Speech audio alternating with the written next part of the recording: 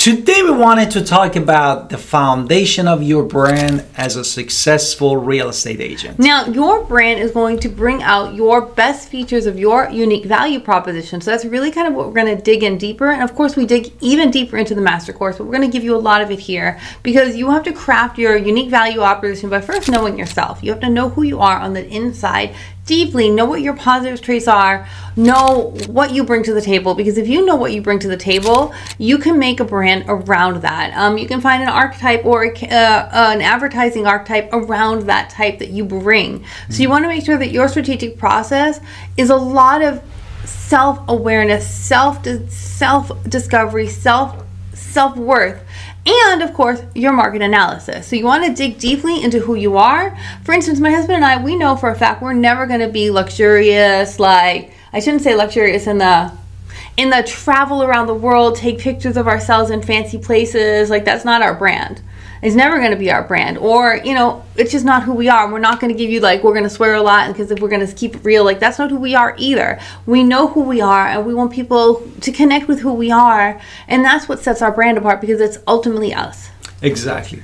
Therefore, the first thing that we wanted to talk about, really unveiling your specialization through the advanced market segmentation, has a lot of words, but really is analyzing the market data and current trends that identify your niche, your services in the market that you are actually practicing, and it helps you to show that your service that they're offering to your client is indispensable. No? Right. For instance, you also have to look at what's out there. Maybe there's not a lot of agents who focus on new construction, and you want to be the person who focuses on new construction. Exactly. It's just giving you an example. It doesn't always have to be the $1 million homes. It can be something that's really very specific to something that is growing in your area. So you want to kind of look at what's going on in the market data and really figure that out, because if you understand that, or maybe you're really into kitchens, and now you're going to always have a picture of yourself in somebody's kitchen because that's who you are, because you love cooking and you love sharing your cooking with people. And so you're going to say these kitchens are amazing and show yourself in a billion different kitchens. Well, you're selling houses because that's who you are. Exactly. And the next thing is really diving deep in your target audience, not only with the demographic, but also with psychographics. And the reason they're saying that you can get your demographic really from census data, where you're living. You can look at all the genders, everything that about the demographic there, and get all the concept that how it works. But at the same time, you need to look at the psychographic, meaning you need to study the personality, the society that you're living, the values, opinion, attitude, interest, and their lifestyle, and create a detailed persons, to mirror your ideal client in the market that you are practicing real estate. I'm going to give you a third version, and then we're going to bring it deeper. So say you're selling a house, right? And this house is in the best school zones, right? So anybody who buys that house in the best school zones are going to be someone looking for those schools. So it's probably going to be someone with kids. So you're going to base that house. You can't say children, you can't say family in MLS, but your marketing is going to be all about that school zone, that family, and you know it, and I know it, and we all know it, because that's why people are going to buy that specific house. Now let's go deeper with you. Now, when you're psychographic and you're talking about who you are, and you know who you are and what you bring to the table, you know the buyers that you can work with. You know who is going to trust you to be part of their journey. You can say, who am I? What do I bring to the table? Just like that house that we were talking about in the school zone. Mm-hmm. What are you, and what do you bring to the table? So you're the house with the best school zone. So how are you going to brand yourself in that way? You know what I'm saying? Even if you can't say certain things, how can you brand yourself by understanding who you are and why do people like you? Can we do our introduction? Absolutely. Let's hit. Hi, this is Alan Victoria. Welcome to our channel. Please go to theagentwolves.com and grab all of our giveaway. Also, we are part of the Wolfpack, so you would get our entire upline if you choose to join us. And we do hope you want to join us at EXP, so we would love to be your sponsor. And also, please go grab an appointment with us and schedule a phone call. Now we're going to talk about the next Therefore, now that my wife talked about psychographic more in depth, we want to talk about also behavior attitudinal matrix, which is kind of again wordy. But here is combining behavior and attitude actually gives you insight for the audience targeting, because this helps you to align the brand message of your brand with the exact preference and the behavior of your target audience. Can you? Okay, I'm going to give you an opposite, and then we're going to go in the end. Let's just hypothetically say you want to be the eco-friendly realtor, right? You want to talk about all the eco-friendly houses in the area, but you look at your brand market, and there are no eco-friendly houses in your market.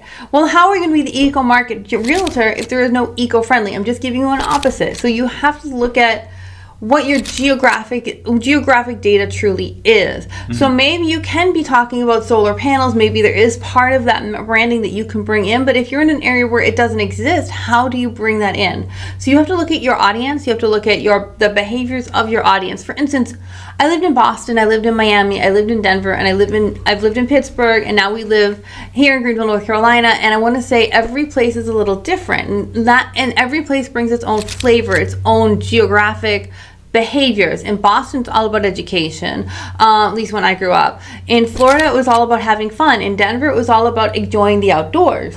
And so all of those things kind of really do bring in the behavior of how people act, the consumer choices people make in those areas. So we have to kind of look at your own geography. Exactly. The next thing we wanted to talk about, elevating your brand with riveting message, which is really your brand narrative should be your UVP or proposition, and also speaking directly to your buyers.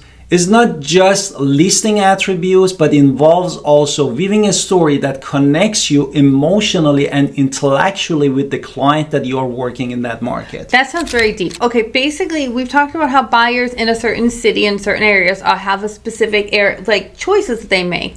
When you have a specific of who you are, now we're talking about grinding it together and finding a message that you're always going to have a message for them that is all about your brand and how it helps them in some way. So it really has to be there. So there is a formula for really doing this, where it's desire, what do they want, what solution do you have, and what is the evidence to back that up. And if you could do this in 7 to 10 words, you're on point. This is what you need to do. So you want to make sure that you are clear and convincing with the success, and your formula is compelling. Like, it has to be something there. Now, want to talk to me about color? Wow, this color, you are the expert in.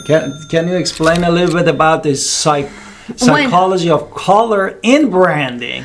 Now, again, going back to your brand, we have to match your colors to the brand. You can Google the psychology of color. You can find all the things that the color brings to the table right away. You can ask a painter if you know a painter. And it is not just a paint color. It is a brand association. It is a feeling color gives us. Feeling of trustworthiness, dependability, a feeling that you're the real estate agent that they want to work with simply from that color choice.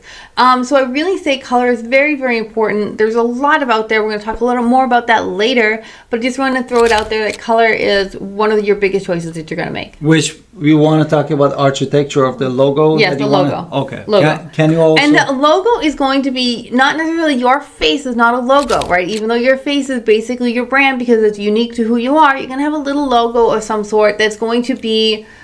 Like in Remax, why do they have the balloon? Because it's, rising above, right? That's the whole thing. So you want to look at your design. You want to look at your design has to be greater than all of its parts. So you want to make sure that you're showing something that is symbolizing who you are, or symbolizing a key feature that you bring to the table that nobody else has there, kind of like that balloon that we were just discussing. So it has to be simple, it has to be elegant, it has to not be it has to be in harmony with who you are and what we're bringing to the table. Exactly. So we have to really think about that logo too. And don't forget to go to our website, agentwolfspearl.com. And take our master course that is coming soon, because we're going to go into so much more detail about all of this. Exactly, and don't forget all the playlists, video that we put for you, and also our podcast channel. We love to connect with you and see you.